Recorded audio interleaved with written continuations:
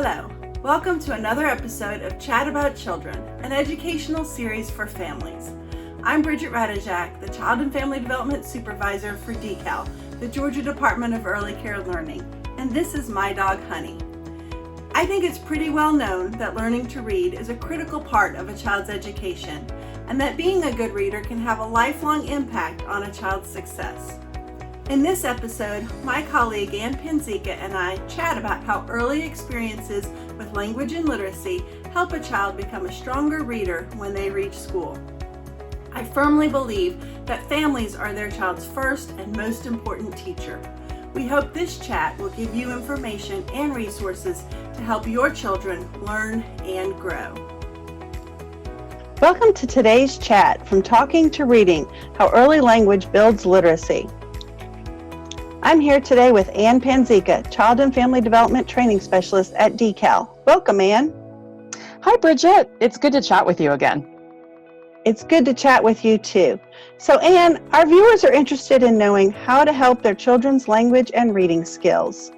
Yes, I remember when I had young children and I wanted to do everything I could to help them be ready for success in reading, writing, and language. Me too. Well, first, it's important for our viewers to know that learning to read and write doesn't begin in kindergarten or first grade. I think that would surprise a lot of families. Can you give us more information? When can we start working on language and literacy skills with our children? We can begin at birth. Language, reading, and writing begins at birth? How do you teach reading and writing to a baby? Teaching a baby or young child to read seems impossible, but it isn't what you think. You are the key to helping babies and young children learn reading and language. Any adult helping to care for a child can help prepare them for future school success. Yes, Ann, that is true. Adults can help build future reading and language skills through everyday loving interactions, like sharing books, telling stories, singing songs, and just talking to their little one. Exactly. The more children hear language, develop positive relationships, and engage in fun activities like reading or singing, they are learning language, which leads to learning to read later on. You know, one of the best ways to help your child's language and reading skills is by chatting with them. Doesn't it seem strange for an adult to talk to a baby that isn't talking yet? I understand that it can feel strange, but it's so important. Research has found that the more adults talk with their children, the larger vocabularies those children develop. These children also use more advanced sentence structures. I heard that a child's ability to read is linked to how many words that they know. In fact, children usually learn to read when they know between 10,000 to 13,000 words. So it definitely makes sense that chatting with your child is preparing them for reading. Can you give us some examples of how to chat with your child? Sure. Here's an idea. When your child points out the window or gives you a questioning look, put the actions into words. For example, your child's looking at a squirrel through the window. You can say, "Yes, that's a squirrel. Look at him running along the fence." That's a good example. Notice what your child's looking at or interested in and talk about it. Oh, and another example is to just talk about what you see or what you're doing, like changing a diaper, for example, even if baby doesn't respond. You can be just like a narrator, narrating what you are doing throughout the day. That's a great idea, Bridget. I was just thinking about how important it is that children understand what the words that they're hearing means. To help your child's vocabulary and understanding, use new words when you're talking with your baby or young child. Then tell your child what that word means. That's so true.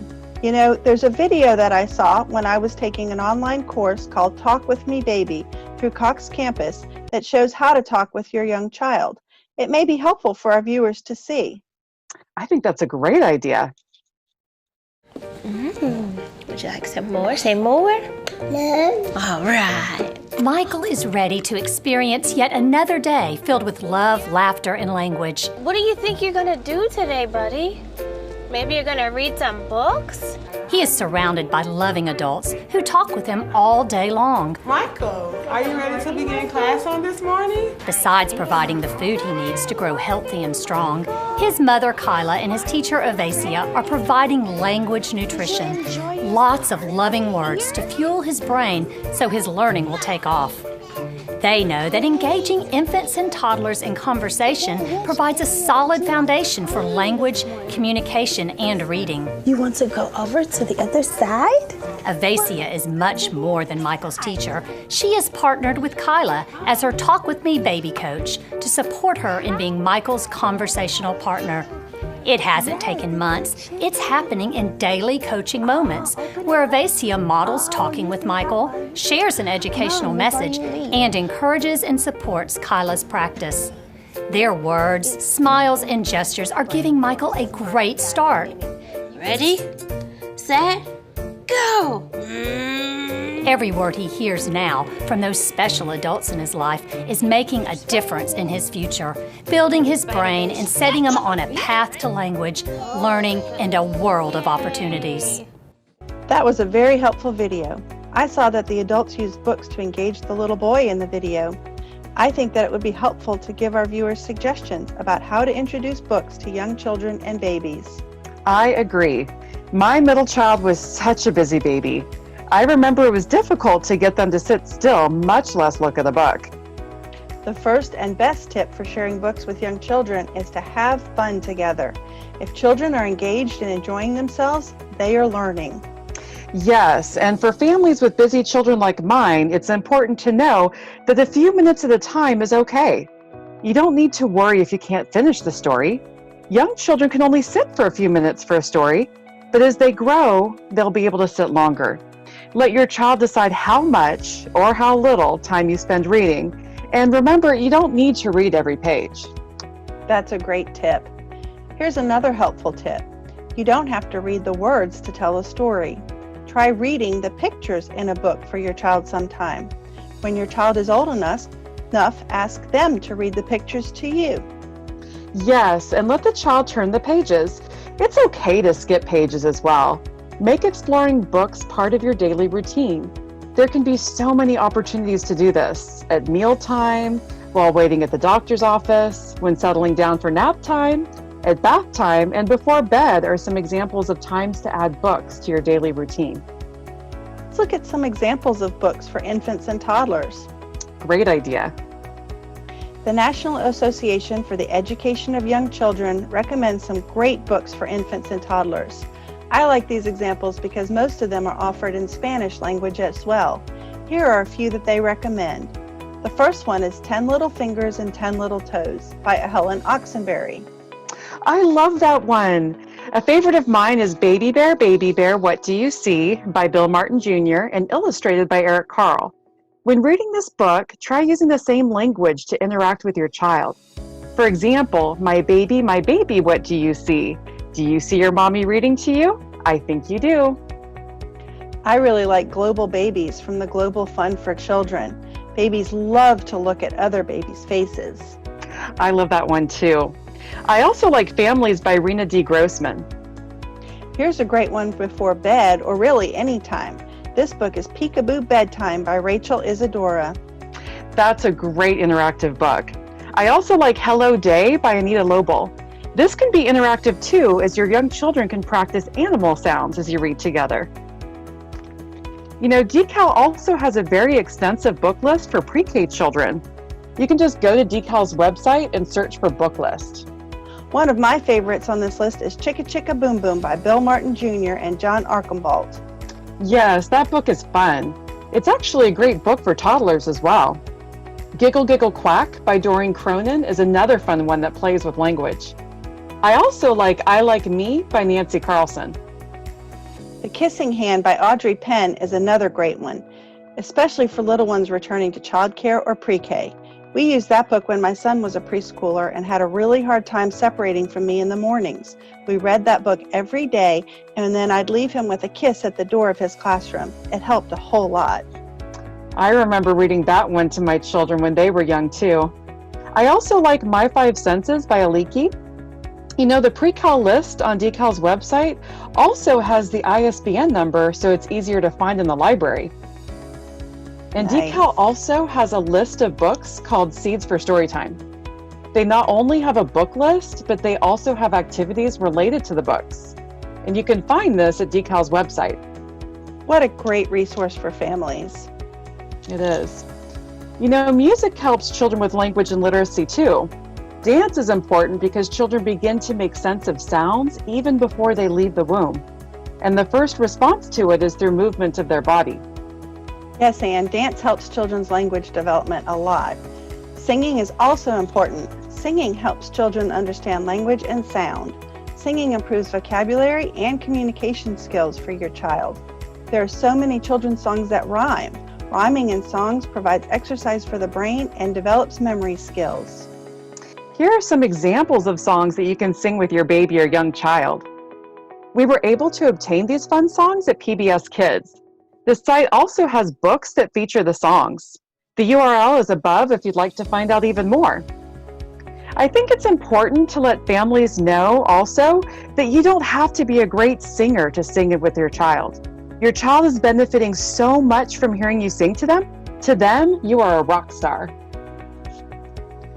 Adults can also point out the words that are in the child's environment, like the cereal box. When you see it, show your child, this is your cereal. Do you see? It says Cheerios, and point to the word. Some families make scrapbooks or handmade books of their children's favorite items or places to go. That's a great idea. Another great idea is to label objects around the house. You can just tape a piece of paper with the name of the common household item like chair, window, door. That can help expose children to print too. Adults can even play games like helping children find their letter, other items that begin with the first letter of their name. I did that. I remember telling my daughter, do you hear the J sound in jam? That's like J for Jordan. I would also find words that begun with the same letter as my kiddos, and also what words rhymed with their name. That's a great idea. You know, a great way to encourage your child to communicate is to provide opportunities for your child to express themselves. Let them draw and scribble, then ask them about their picture and describe what you see. Yes, and make sure that you celebrate their work. Ask them to tell you about it instead of asking what it is that they drew. Give feedback like, I like the color red that you used. Do you like the color red? That's great. I remember when my children were young that there were so many programs that advertised that they could teach babies and toddlers to read. Do programs like this work? I'm so glad you asked that. A study by New York University compared a group of babies ages 9 to 18 months who used flashcards, DVDs, and reading programs to those that did not, and found that there was no difference in the reading ability of both groups. So instead of expensive programs, just talk, sing, read, and play with your child. Doing those things will actually help them with reading and language later on. Exactly. Interacting with your little one is the best thing that you can do for them. You know, the theme for this episode is really chat with children instead of chat about children. Yes, it is. You can never talk too much to your baby or young child. Through talking, you're helping them to be successful in school and in life. If you're looking for ideas for songs, stories, and activities to do with your pre-K child, you can go to the DECAL website and find Georgia's Pre-K at Home for weekly ideas. For toddler-age children, DECAL's Toddler Time at Home also offers activities, songs, and stories. And we want to hear from you. You can submit ideas about future topics, or if you have any questions about child development, please email us at childdevelopment@decal.ga.gov. Thank you, Bridget, for chatting with me today. Thank you. I love to chat about children. Me too.